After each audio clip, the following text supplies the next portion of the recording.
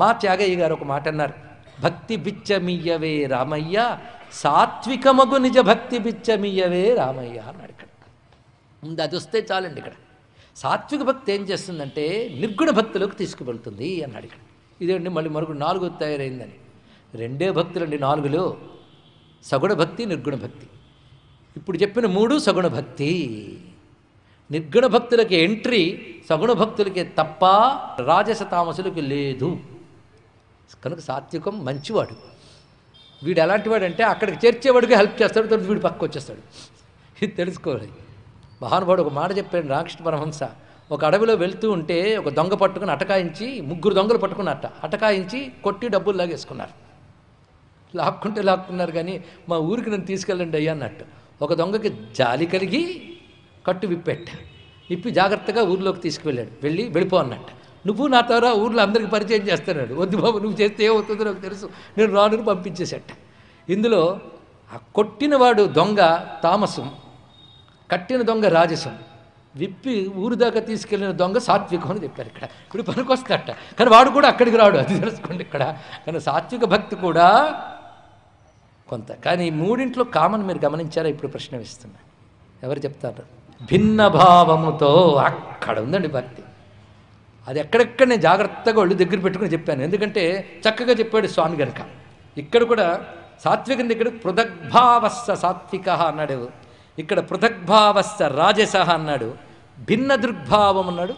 పృథక్ అంటే వేరు, కనుక తామస భక్తిలోని వేరుంది, రాజస భక్తిలోని వేరుంది, సాత్విక భక్తిలోని వేరుంది.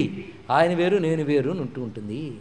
నిర్గుణ భక్తిలోకి వచ్చాక ఆయన నేను వేరు కాదు. ఇది ఎలాంటిదే వెలుగు సూర్యుడు వేరు కానట్టు అది వెళ్ళిపోతాయ్యా అన్నాడు. అక్కడికి వెళ్ళిపోతాం. కానీ సాత్విక భక్తి నుంచి నిర్గుణ భక్తిలోకి వెళ్ళిపోయాం. అక్కడికి వెళ్ళేటప్పటికల్లా ఆ స్థితి ఎలా ఉంటుంది, నిర్గుణ భక్తుడు ఎలా ఉంటాడు ఇది చూద్దాం. ఎందుకంటే సాత్వికుడే అక్కడున్నాడని తెలిసిపోయి దండం పెట్టాం, నిర్గుణుడు ఇంకెక్కడున్నాడు మొత్తానికి, వాడుకో దండం పెట్టద్దు ఏమైపోయింది. మద్గుణశృతి మాత్రేణ మయి సర్వగుహాసయే మనోగతి రవిచ్ఛిన్న యథా గంగాంబ సంభుదౌ లక్షణం భక్తి యోగస్య నిర్గుణస్య ఉదాహృతం. నిర్గుణ భక్తి ఎలా ఉంటుందంటే నా గురించి వింటే చాలయ్యా, అనుకుంటే చాలయ్యా, వాడు మనస్సు కరిగిపోయి నదిలా ప్రవహిస్తుంది. ఎక్కడికి? నా వైపు. నది సముద్రం వైపు వెళ్ళినట్టు నా వైపు, నా గురించి వింటే చాలు. అందుకే పరమాత్మ పేరు విన్నా, అన్నా, అనుకున్నా, విన్నా వాడు పులకించిపోతాడు. అది తప్ప వాడికి ఏం పట్టదు. పరమాత్మ మనస్సు పరిగెడుతూ ఉంటుంది. దీన్నే రామానుజాచార్యుల వారు అది తైలధారవత్ అని చెప్పాడు. అలా ప్రవహించిపోవాలి మనోవృత్తి పరమాత్మ వైపు అఖండముగా ప్రవహించుట. అంటే కొంతసేపు ప్రవహించి ఆగి ఇటు పక్క తిరిగి ప్రయాణం చేసి మళ్ళీ రావడం కాదు. అందుకే తైలధారవత్, జలధారికి మొక్కుంటుందిట, తైలధార అఖండంగా పడుతుందిట, అది చెప్పారు ఇక్కడ. లక్షణం భక్తి యోగస్య, ఈ భక్తికి పోయి నిర్గుణ భక్తి. నిర్గుణ భక్తి అంటే సాకారము కాకుండా ఉపాసించుట అని అర్థం కాదు, ఈ 3 గుణాలు లేకుండా ఉపాసించుట. అక్కడికి వచ్చేటప్పటికల్లా పరమాత్మ ప్రీతి చెందాలి, అదేవిధంగా నేను శుద్ధుణ్ణి కావాలి అని కూడా ఉండదు. అది తెలుసుకోవాల్సింది ఇక్కడ. ఆ 2 కూడా పట్టదు. ఏం పరమాత్మను ఎందుకు ఆరాధిస్తున్నాం? చిత్తశుద్ధి కోసమండి అని కూడా అనడు. నా విధి కదండి అందుకు చేస్తున్నాను అది కూడా అనడు. చూసారా? ఆయన ప్రీతి చెందాలి అది కూడా లేదు. ఆయన తలంచుకుంటే ప్రేమ ప్రేమ ప్రేమ, కారణం ఏమిటి? లేదు. అది అవ్యాజ భక్తి. ఆ భక్తి ఇవయ్యా స్వామి నాకు అంటున్నారు మహానుభావులు. చైతన్య మహాప్రభు న ధనం న జనం న సుందరీం కవితాం వాదశ జగదీశ కామయే. ధనబలం, జనబలం, కవితాబలం, పాండిత్య బలం ఇవి నాకొద్దు. ఎందుకంటే అవి కూడా అహంకారాన్ని పెంచి నన్ను దూరం చేసేస్తాయి. అవి ప్రకృతిలో భాగం, ప్రకృతిలో వేలాడనిస్తాయి. నాకు కావలసిందేమిటి అంటే మమ జన్మని జన్మనిశ్చరే భవతాత్ భక్తి రహైతుకీ త్వయి. దీని పేరు అహైతుకీ భక్తి, దీని పేరు ధర్మ ప్రోజ్జిత కైతవ అత్ర పరమో. అది చెప్పాడు ఇక్కడ. నిష్కపటం. ఎందుకు భక్తిని అవలంబించితివి? అథీబాబా అని బృందావనంలో ఒక పెద్ద యోగీశ్వరుడు ఉండేవారండి. అబ్బా, బృందావనం ఆ రమ్యత వేరండి. ఎందుకంటే 21 రోజుల పాటు బృందావనం చెప్తున్నప్పుడు భాగవత రసం ఎలా రుచి చేసామన్న అనుభవానికి తెచ్చుకుంటే అక్కడ తప్ప ఇంకెక్కడా చెప్పకూడదు. కృష్ణుడు సంచరించిన శక్తి ప్రకంపనలతో పాటు కృష్ణానుభవం పొందుతున్న యోగులు ఇప్పటికీ ఉన్నారు. మరి నాకు కనబడలేదంటే మనం వెళ్ళి హోటళ్ళు టీ దుకాణాలు వెతుకుతాం, కానీ యోగులను ఎక్కడ వెతుకుతాం? అందుకు కనబడదు. తెలుసుకోండి ఇక్కడ ఎలాంటి యోగులు వాళ్ళని తలుచుకుంటూ పులకించిపోతుంది.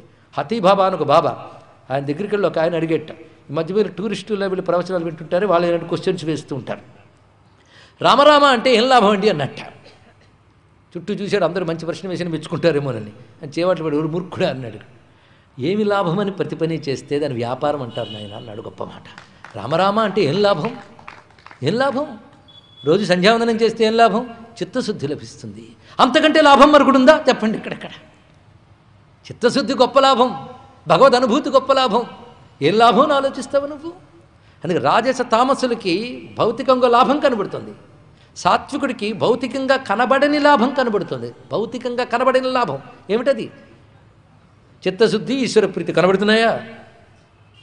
కానీ నిర్గుణ భక్తికి వెళ్ళిపోయిన వాడికి ఏం లాభం? ఆ లాభం కూడా వాడు ఆశించడు. ఇక్కడ ఆ భక్తి స్వచ్ఛమైన భక్తి, స్వచ్ఛమైన భక్తి. ఆ స్థితిలో ఎలా ఉంటుందో తెలుసా? నయనంగళదశ్రుధారయ. పాండిత్యంతో భగవన్నామాల్ని 100 ఉత్పత్తులు చెప్పి కూడా మెప్పించవచ్చు, కానీ నామానికి కరిగి కన్నీరవ్వడం దానికంటే గొప్పదయ్యా అని చెప్తున్నాడు ఇక్కడ.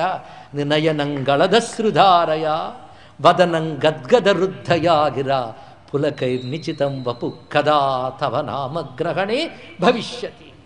భగవన్నామం విన్న వెంటనే భగవద్ అనుభూతి హృదయంలోకి ప్రవేశించి నీ ఒళ్ళు పులకించి కనులు చెమర్చి గొంతు బొంగురు పోతే హొయలు మీర నడలు గల్గు సరసుని సదా కనుల జూచుచును పులక శరీరులై ఆనంద పయోధి నిమగ్నులై ముదంబునను యశము గలవారు ప్రేమ ముప్పిరుగుని వేళ నామము పలికేవారు ఎందరో మహానుభావులు.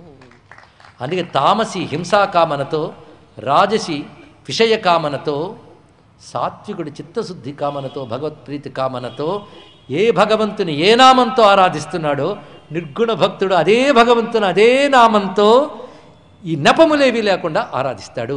అక్కడ కేవలం ఇవేవీ లేవప్పుడో భగవంతుడికి అభిన్నమైపోయింది ఆయన చిత్తవృత్తి. ఇది తెలుసుకోండి, చిత్తవృత్తి అభిన్నమైపోయింది. అభిన్నమైన చిత్తవృత్తితో పరమాత్మ వైపు తిరిగాడు. ఇంత కాంతి సూర్యుని వైపు తిరిగినప్పుడు ఏం మిగిలింది? చెరువు గోడ మిగల్లే, కాంతి సూర్యుడు మిగిలేడు, ఇంకోటి లేదు. అప్పుడు భిన్నభావం లేదు. అక్కడికి వచ్చినప్పటికి పృథక్ భావం అప్పుడు పోతుంది. అది నిర్గుణ భక్తి. కనుక సాత్విక భక్తి నిర్గుణ భక్తులకు తీసుకెళ్తుంది. నిర్గుణ భక్తిలో ఉన్నప్పుడు ఇంకా భగవంతుడిని ఒక నామరూపములతో నువ్వు పూజిస్తూ ఉంటే భగవానుడే క్రమంగా తన తత్వాన్ని అందించి ముక్తినిస్తాడు. కనుక ఆ నిర్గుణ భక్తిలోకి వెళ్ళేటప్పుడే అది ఒక్కటే ముక్తి హేతువు, నేరుగా ముక్తినిస్తున్నది. కనుక సాత్విక భక్తి నిర్గుణ భక్తికి, నిర్గుణ భక్తి ముక్తికి హేతువుతున్నది. స్వస్వరూపమన్నా పరమాత్మ రూపమన్నా ఒక్కటే. ఇది తెలుసుకో. ఇప్పుడు నువ్వు పరిశీలించు. ప్రకృతి